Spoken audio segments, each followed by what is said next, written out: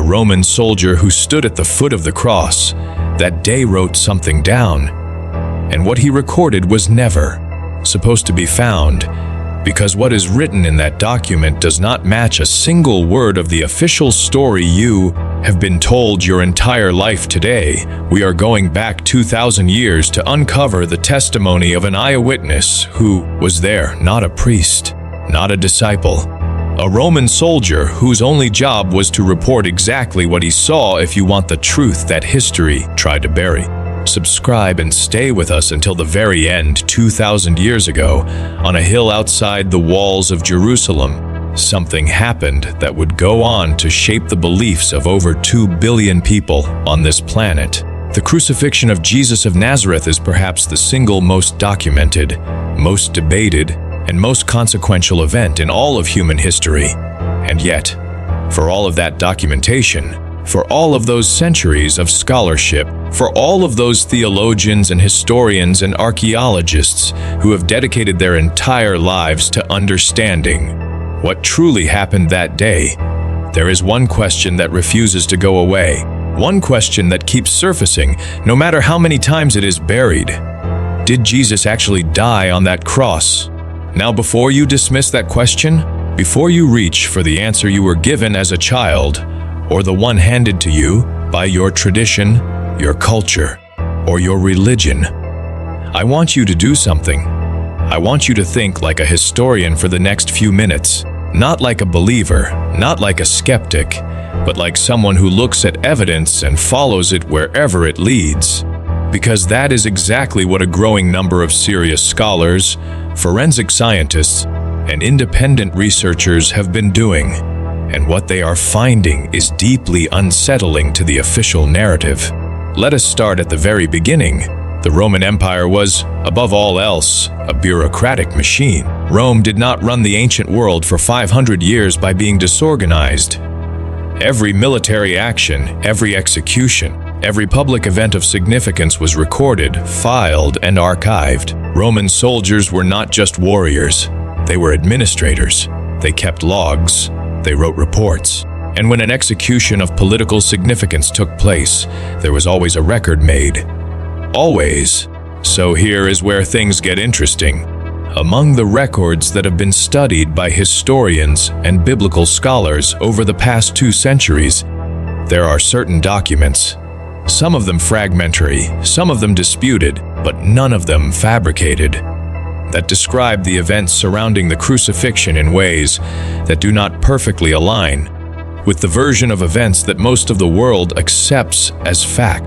One of the most compelling of these comes from what researchers believe may be a military field report, a document consistent with the kind of logistical and operational records that Roman centurions were required to submit following significant public events in occupied territories.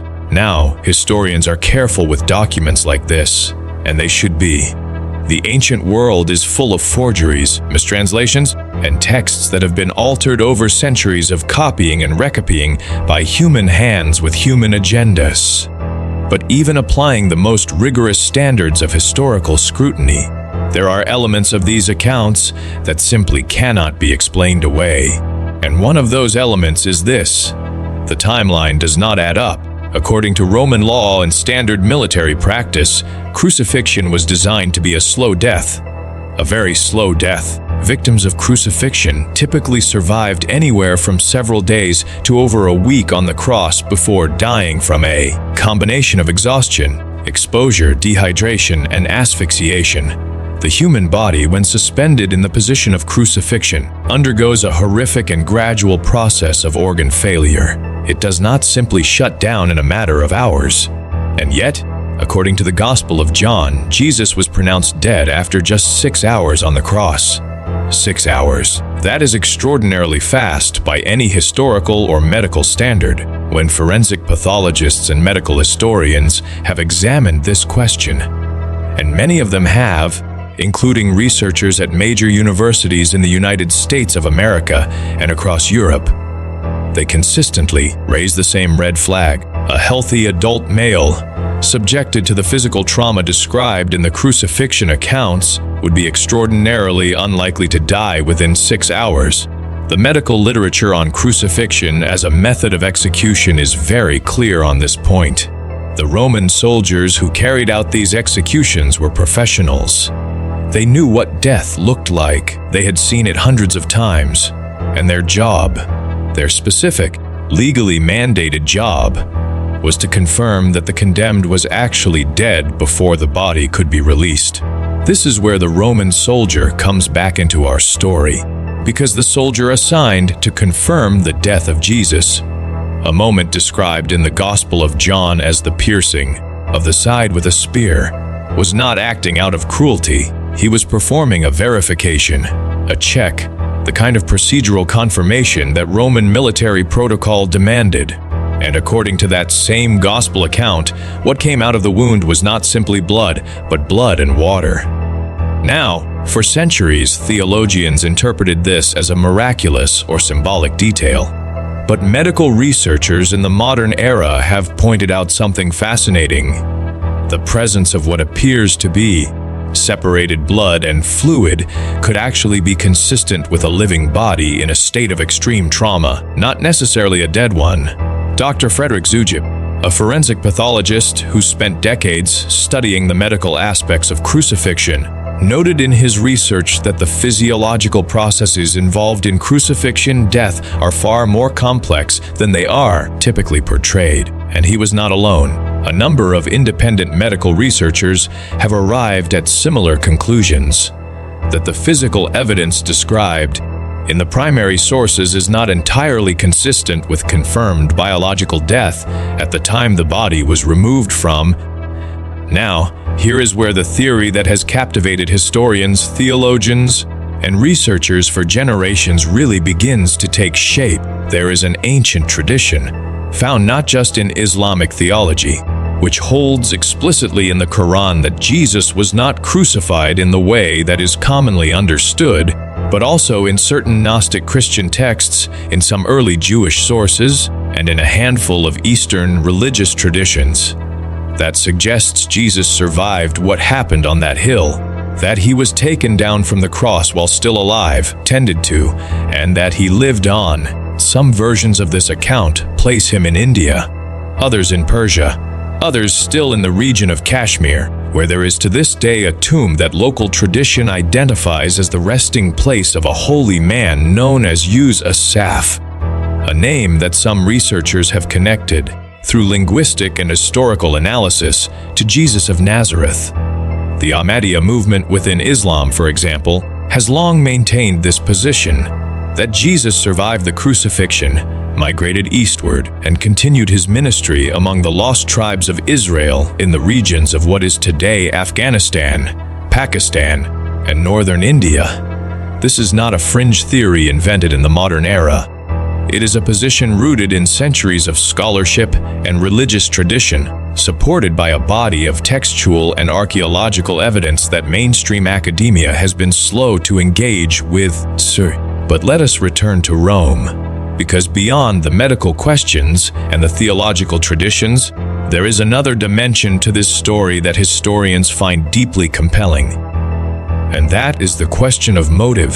Who had a reason to declare Jesus dead as quickly as possible? The answer, when you look at the political landscape of first-century Jerusalem, is surprisingly clear.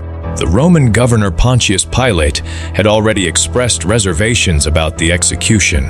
The Jewish high priest needed the situation resolved before the Sabbath, and the disciples of Jesus, his inner circle, needed access to the body. All of these parties, for very different reasons, had a compelling interest in a swift and conclusive end to the public spectacle of the crucifixion. Historians who study the political dynamics of Roman-occupied Judea have pointed out that the speed with which the crucifixion of Jesus was concluded is anomalous not just medically, but politically was unusually fast. It was unusually convenient, and it left unusually few independent witnesses who could definitively confirm what had actually occurred in those final hours on the cross. There is also the matter of Joseph of Arimathea, the wealthy, well-connected man who requested the body of Jesus from Pilate and provided the tomb. Scholars have long noted that Joseph was a member of the Sanhedrin, the very council that had called for the execution. His sudden act of compassion toward a man the council had condemned is, at minimum, historically unusual. Some researchers have suggested that Joseph of Arimathea may have been part of a coordinated effort. Whether motivated by sympathy, political calculation, or genuine belief, to ensure that Jesus survived the ordeal on the cross. The tomb he provided was notably a new tomb, unused clean, and it was located in a private garden, away from public view, close to the site of the crucifixion, accessible. The Passover Plot, a book written by Hugh Schonfield in 1965, laid out one version of this hypothesis in careful historical detail.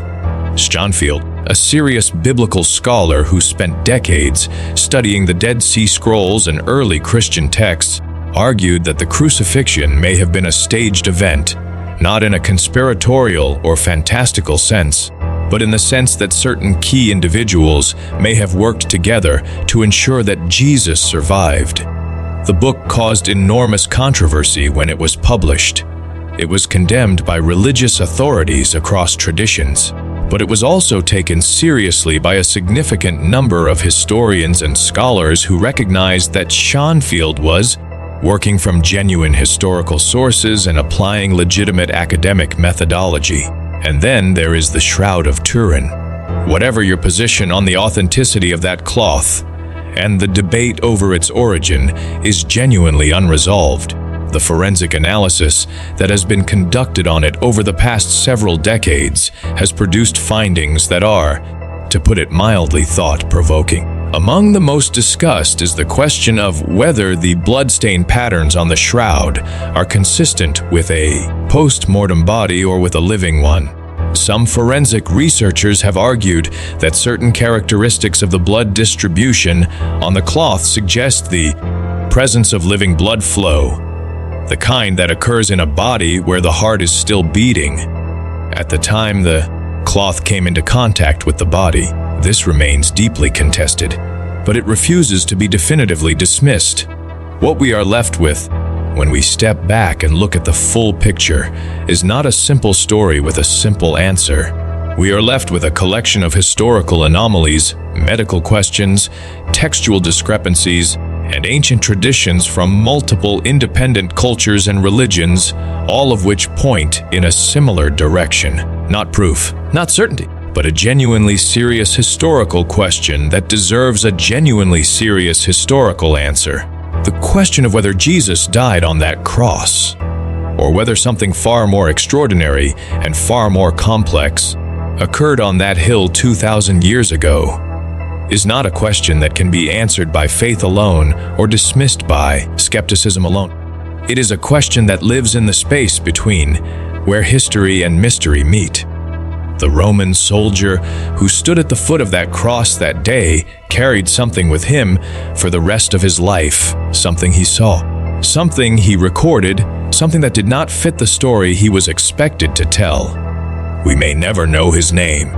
We may never hold that document in our hands. But the questions he would have asked are the same ones that historians, scientists, and curious minds around the world are still asking today. And the fact that those questions are still alive, still debated, still unresolved after 2,000 years, that alone tells you something. History is never as simple as the version we inherit, and the truth, whatever it turns out to be, has a way of surviving.